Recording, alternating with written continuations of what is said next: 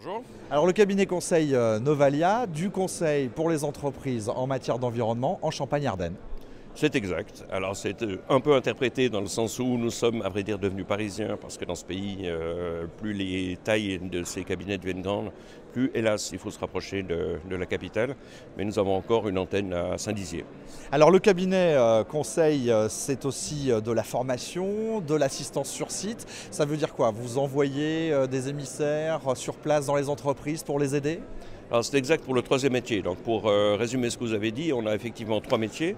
Un métier de conseil. Le métier de conseil, on donne du conseil, donc on émet des rapports. On va voir les sites industriels, on émet des rapports.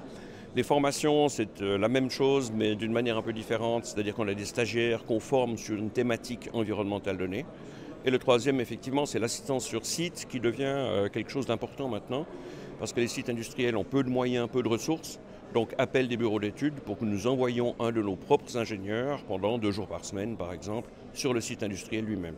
Alors s'il y a bien un domaine qui bouge beaucoup, c'est le domaine de l'environnement. C'est un domaine où les choses évoluent très très vite, notamment en matière de réglementation. Et là, vous avez mis en place un outil assez spécifique de veille pour ces réglementations et ces conformités.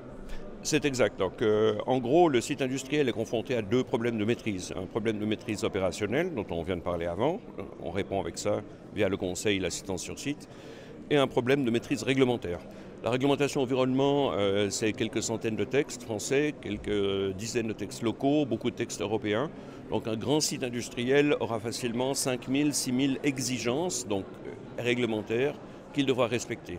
Pour ce faire, effectivement, Excel ne suffit pas, pour ne pas faire de publicité pour M. Bill Gates. Donc il a fallu trouver un autre instrument. Et depuis quelques années, nous sommes lancés dans les applications web, spécifiquement en veille et conformité réglementaire, environnementale, ce qui a changé totalement et notre entreprise et notre rapport avec nos clients.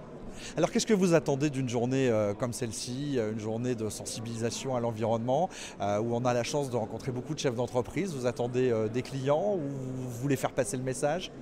Alors, c'est de faire passer le message. Je crois que les clients, ça ne se passe pas tout à fait comme ça dans le métier qu'est le nôtre. Ça se passe beaucoup de bouche à oreille, ça se passe de plus en plus via le web.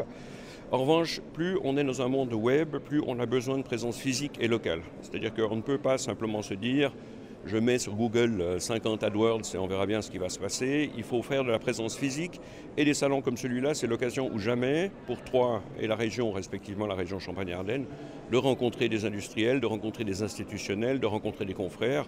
Donc c'est un moment tout à fait essentiel de notre démarche marketing et commerciale. Eh bien, ils seront nombreux à venir vous voir. Merci beaucoup, Patrice Gabu. Merci à vous.